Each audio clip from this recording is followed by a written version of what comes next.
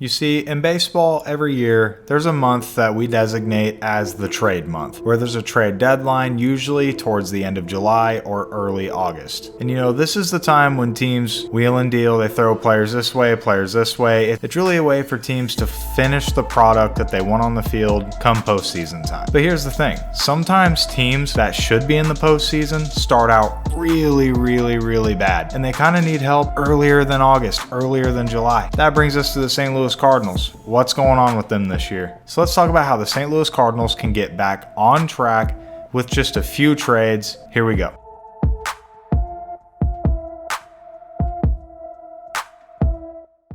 Okay, I think it's pretty obvious by now. We all know the Cardinals need starting pitching. We all knew this 6 months ago when free agency was still blooming and full of action. When there were free agent starting pitchers all over the market, you got guys like Alex Wood, Ross Stripling that are kind of middle of the pack starters, but they're better than what the Cardinals have by a long shot. There were guys like Carlos Rodon on the market. I understand that's a big payout for the Cardinals. They tend to not do that. Either way, they still gave $90 million, pretty much $90 million, to Wilson Contreras, the Cubs ex-catcher. They went out and gave $90 million to their rival's catcher. Like, come on, Cardinals, you don't want the Cubs sloppy seconds. You're better than that. You really are. For what? Just to replace Molina? Who cares? Like, no one can replace Molina. Cardinals fans can tell you, no one can replace Molina. On a side note, though, what do you guys think about the Cardinals just ditching the manager they got and hiring Yadier Molina to come in and, manage some games for them? I like that. I like that a lot. Either way, back to Contreras for one more thing. And now you've got a guy that's going to be making almost $90 million over the next 5 years to not even be your catcher anymore. Now the Cardinals are saying, no, we want him to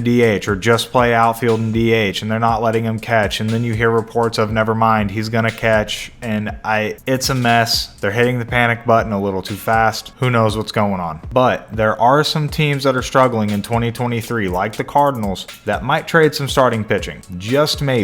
So the first trade I want to talk about is between the White Sox and the Cardinals.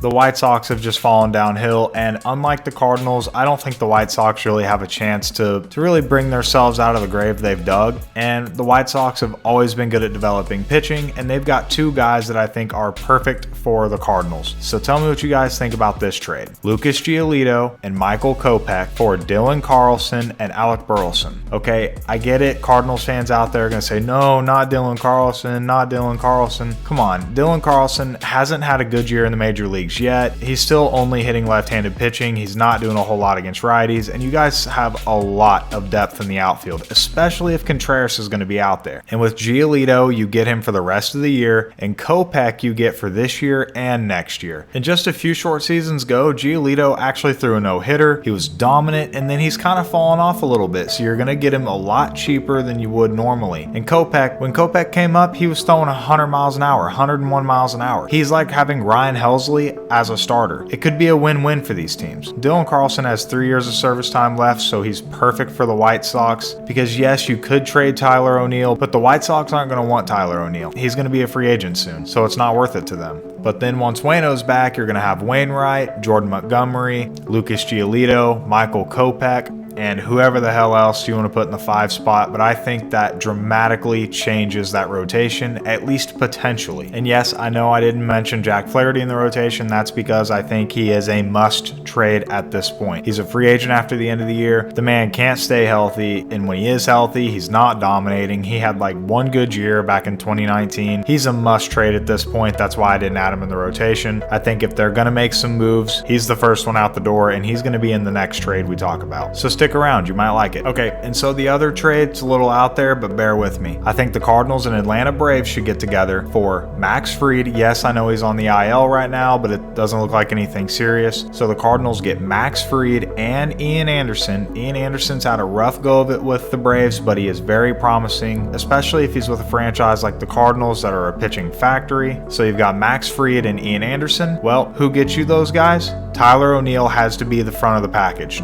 Well, I guess the front of the package, because there's a guy named Tink Hence, which is the number 3 overall prospect in the Cardinals system. He's a right-handed pitcher, but currently he's only in high A ball, so he could be great. He could never make it to the majors. You just never know with those guys. So why not? It's Max Fried. You would have your ace. Okay, and then you got to send Jack Flaherty. I think you just need to clear him out, let him go pitch for another team and see if he can figure it out. Let them deal with his injury problems because he's a free agent after this year. And honestly, guys, if you're a Cardinals fan, I don't think he's ever going to pitch well again for you guys. Maybe a change of scenery can fix that, but to complement him getting sent over in the trade instead of a guy like Alec Burleson, you don't want to get rid of Burleson too. So you need to add a fourth guy, and it's a guy that doesn't have a whole lot of value, and that's Genesis Cabrera, a left-handed reliever. The Cardinals already have a good bullpen. Yes, it can be shaky, but Genesis Cabrera himself is a little shaky, and it would never hurt the Braves to get another lefty for the postseason. So just to recap, that's Tink Hence, Tyler O'Neill, Genesis Cabrera, and Jack Flaherty traded to the Braves for Max Fried and Ian Anderson. Not bad, but if you're a Braves fan, you have pitching for